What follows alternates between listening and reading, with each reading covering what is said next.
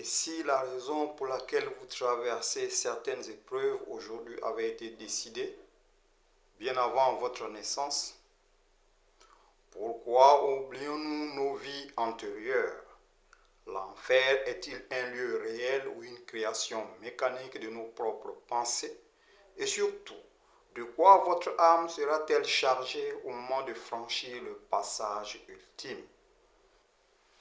Bienvenue dans ce quiz 3 du Labo de l'âme 2026. Aujourd'hui, nous testons vos connaissances sur deux clés fondamentales de notre existence: la réincarnation et la vérité cachée derrière le pont Atsira. Prenez de quoi noter, comptez vos points et découvrons ensemble si votre esprit est prêt à franchir l'épreuve. C'est parti pour la question 1. Dans l'analogie proposée dans l'épisode 5, qui représente le 50e étage d'un bâtiment de 50 niveaux, A, l'ensemble de toutes les existences passées,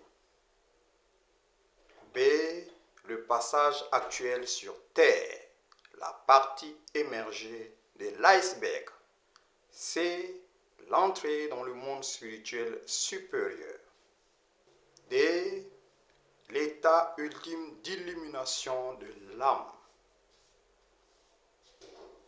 La réponse B est la bonne. Explication: l'existence terrestre actuelle représente le 50e étage, tandis que les 49 étages inférieurs symbolisent toutes nos existences passées et l'expérience accumulée. Question 2. Quelle est l'origine fondamentale de l'être humain selon les enseignements présentés? A. Une création matérielle fortuite issue de l'évolution biologique. B. Un être spirituel parfait égaré sur Terre. C. Un germe d'esprit venu descendre dans la matière pour mûrir. D. Un ange déchu en punition. La réponse C est la bonne. L'être humain est à l'origine comme un germe d'esprit inconscient qui doit mûrir à travers la matière pour s'éveiller. Question 3. Quelle est la différence essentielle entre la réincarnation et la métempsychose? A. La réincarnation concerne l'esprit humain uniquement dans un corps humain. La métempsychose prétend à tort qu'un être humain peut se réincarner en animal. B. La métempsychose est le retour sur Terre, tandis que la réincarnation est le passage dans l'au-delà. C. Il n'y a aucune différence, ce sont deux mots identiques. D. La réincarnation s'applique aux animaux et la métempsychose aux hommes. La réponse A est la bonne. Selon les lois de la création, les genres sont strictement séparés. Un esprit humain ne peut s'incarner que dans un corps humain. Si vous avez trouvé la différence entre réincarnation et métempsychose, bravo. Mais savez-vous pourquoi une seule vie ne suffit jamais? La question 4 va éclairer ce mystère. Question 4. Pourquoi une seule vie terrestre ne suffit-elle pas à l'esprit humain? A. Parce que le corps physique vieillit trop vite pour permettre l'apprentissage complet de l'esprit. B. Parce que la terre est détruite à chaque génération. C. Parce qu'il faut obligatoirement tester tous les métiers terrestres. D. Parce que la loi oblige à effectuer au moins 100 incarnations. La réponse A est la bonne. Le corps dense s'use rapidement, tandis que le processus de maturation de l'esprit exige un temps et une expérience que plusieurs vies permettent d'accomplir. Question 5. Comment la réincarnation doit-elle être perçue par l'esprit humain? A. Comme un piège dont il faut s'échapper à tout prix. B. Comme une punition divine pour les pécheurs. C. Comme une grâce accordée par la lumière pour poursuivre son apprentissage. D. Comme un cycle éternel sans début ni fin. La réponse C est la bonne. La réincarnation est une opportunité et une grâce permettant de revêtir un nouveau corps pour corriger ses erreurs et évoluer. 5 sur 5 jusqu'ici? Parfait. Entrons maintenant dans l'une des questions les plus fascinantes. Pourquoi la lumière nous fait-elle tout oublier à chaque naissance? Attention à la question 6. Question 6. Selon la citation de Abdurushin, pour quelle raison majeure l'oubli des vies antérieures est-il nécessaire? A. Pour empêcher le cerveau humain d'exploser sous la surcharge d'informations. B. Pour permettre de vivre pleinement l'existence actuelle, sans distraction ni passivité. C. Pour effacer totalement nos dettes sans avoir à les payer. D. Pour nous punir d'avoir commis des erreurs dans le passé. La réponse B est la bonne. L'oubli permet d'agir avec indépendance et sincérité dans le présent au lieu d'être un simple spectateur passif de son destin. Question 7. Quelle est la fonction de la loi de la réciprocité ou loi de la rétroaction? A. Récompenser uniquement les personnes qui prient quotidiennement.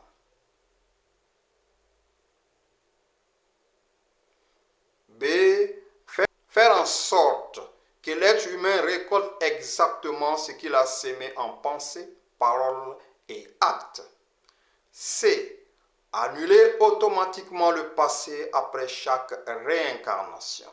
D. Transférer les fautes d'un individu sur ses descendants. La réponse B est la bonne. C'est la loi de la justice absolue. Toute sémence, pensée, acte, parole produit un fruit de même nature qui revient à son auteur. Question 8. Comment la loi de l'attraction des affinités agit-elle lors de l'incarnation d'un esprit? A. Elle choisit les parents au hasard selon les places libres. B. Elle attire l'esprit vers un milieu familial correspondant à cette tendance magnétique profonde. C. Elle force l'esprit à s'incarner chez ses ennemis pour se venger. D. Elle dépend exclusivement du groupe sanguin des parents. La réponse B est la bonne.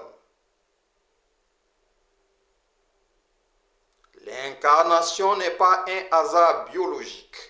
L'esprit est magnétiquement attiré par des parents et un environnement en affinité avec son état intérieur. Attention, nous arrivons au cœur de la mécanique karmique. Si vous avez commis des erreurs par le passé, la question 9 nous révèle comment tout effacer par l'action. Restez bien concentrés. Question 9. Comment un esprit ayant commis de lourdes fautes passées peut-il obtenir sa rédemption par l'action? A. En restant isolé et passif toute sa vie. B. En compensant ses fautes par le bien et des actions à forte valeur de lumière. C. En demandant l'absolution verbale sans changer son comportement. D. En abandonnant tous ses biens matériels. La réponse B est la bonne. La compensation active par le bien permet de générer une lumière et une force capable de dissoudre les dettes du passé. Question 10.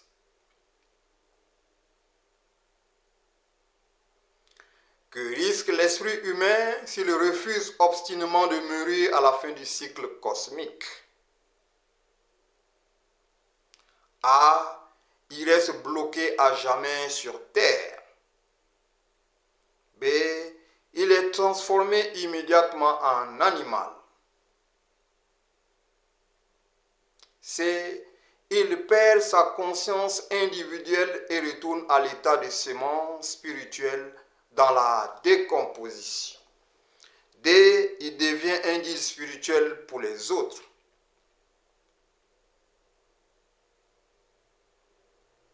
La réponse C est la bonne. Le refus de mûrir entraîne la déconstruction du moi personnel lors de la décomposition des plans inférieurs, faisant perdre la conscience acquise. Bilan de la première partie. Étiez-vous au point sur la réincarnation? Notez votre score intermédiaire sur 10. Nous attaquons maintenant la partie 2, la vérité du pont Atsira. Là où beaucoup voient un mythe redoutable, nous allons voir la mécanique exacte de la pesanteur spirituelle. C'est le moment de vérité, question 11. Dans l'analogie de la chimie de l'esprit présentée dans l'épisode 6, que représente l'or? A. La richesse matérielle accumulée sur Terre. B. L'esprit humain dans sa pureté originelle. C. L'intellect et le savoir académique. D. Les bonnes actions physiques uniquement. La bonne réponse est la réponse B.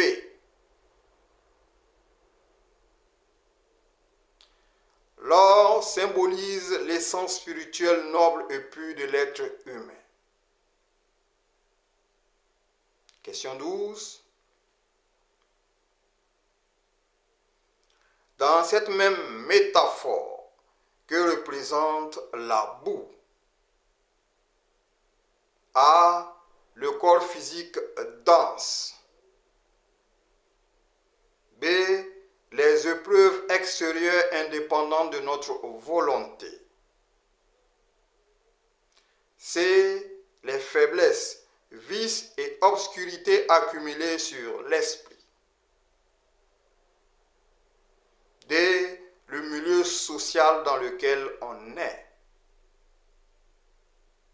La réponse C est la bonne.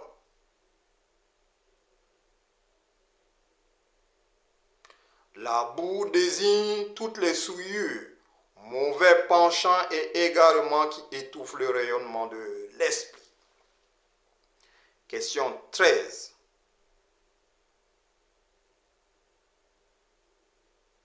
Comment les obstacles et épreuves du quotidien doivent-ils être considérés selon le texte? A. Comme des punitions injustes envoyées par le sort. B. Comme des occasions précieuses de frotter et détacher la boue pour faire rayonner l'esprit. C.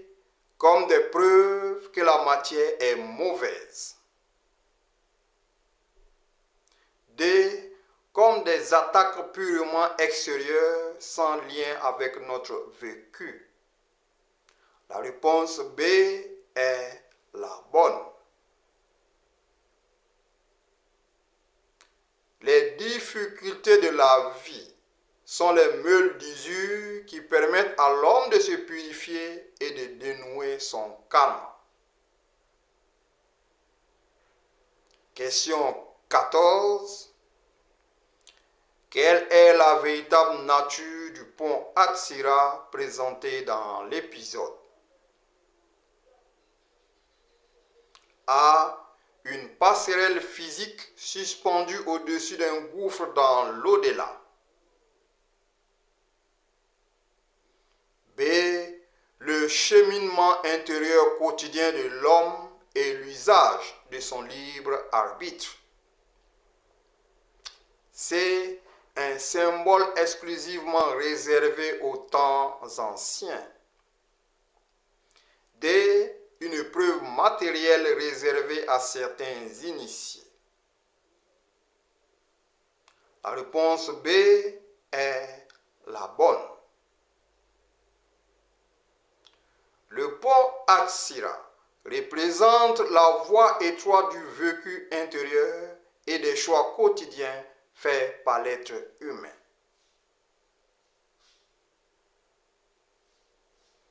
Le pont Atsira n'est donc pas une passerelle au-dessus des flammes, mais votre quotidien. Voyons maintenant qui tient la balance. Question 15. Attention au piège du libre arbitre. Question 15. Pourquoi personne d'autre ne peut-il accomplir la purification à la place d'un individu?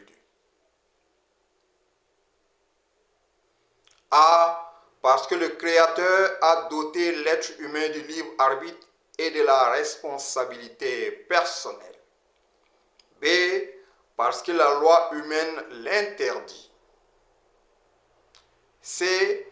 Parce que les guides spirituels n'ont pas assez de force. D. Parce que les pensées des autres sont invisibles.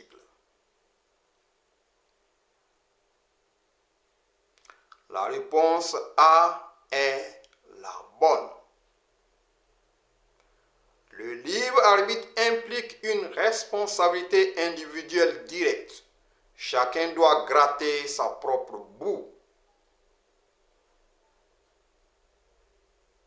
Question 16. Quel principe régit le destin et la destination de l'âme après la mort physique? A. Un jugement émotionnel et arbitraire. B. La loi de la pesanteur spirituelle, la densité propre de l'âme. C. Le nombre de livres spirituels lus durant la vie. D. Le statut social occupé sur terre. La réponse B est la bonne. C'est le poids, la densité de l'âme, déterminée par ses penchants et ses actes, qui fixe automatiquement son niveau dans l'au-delà. Question 17. Que se passe-t-il pour une âme épurée lors du passage dans l'au-delà? A. Elle est retenue près du sol par ses proches. B. Devenue légère, elle se lève naturellement vers les hauteurs lumineuses. C. Elle doit négocier son entrée au paradis. D. Elle se réincarne immédiatement sans transition. La réponse B est la bonne. En vertu de la pesanteur spirituelle, ce qui est léger et pur monte sans effort vers les sphères supérieures. On approche du dénouement.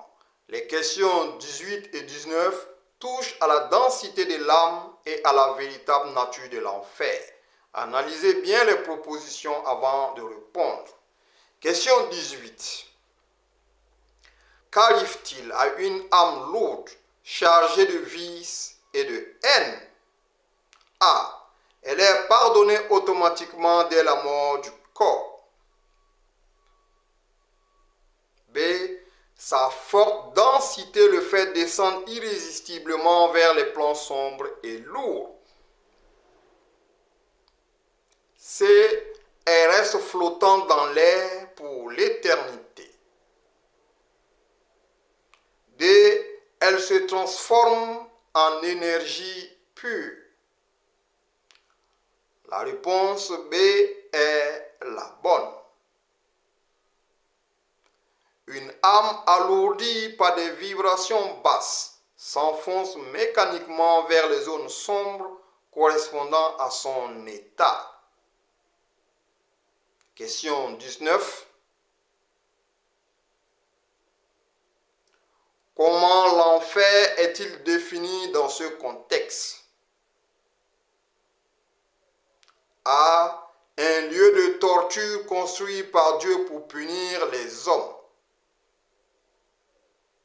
B. La somme et la conséquence directe des mauvaises pensées et actions produites par les hommes. C. Un mythe sans aucune réalité spirituelle. D. Un endroit réservé uniquement aux criminels de guerre. La bonne réponse est la réponse B. L'enfer n'est pas une création divine, mais le produit généré par le mauvais vouloir des êtres humains eux-mêmes. Question 20. Quel était le rôle fondamental des grands précurseurs et prophètes envoyés à l'humanité? A. Créer des dogmes et des institutions temporelles. B. Apporter la feuille de route pour enseigner aux hommes comment se purifier et redevenir légers. C. Accomplir la purification à la place des hommes. D. Prédire uniquement des catastrophes meublant le futur. La réponse B est la bonne. Les envoyés de la lumière sont venus apporter la vérité et les instructions permettant à chacun de s'affranchir de ses liens et de retourner à la source, c'est-à-dire au paradis.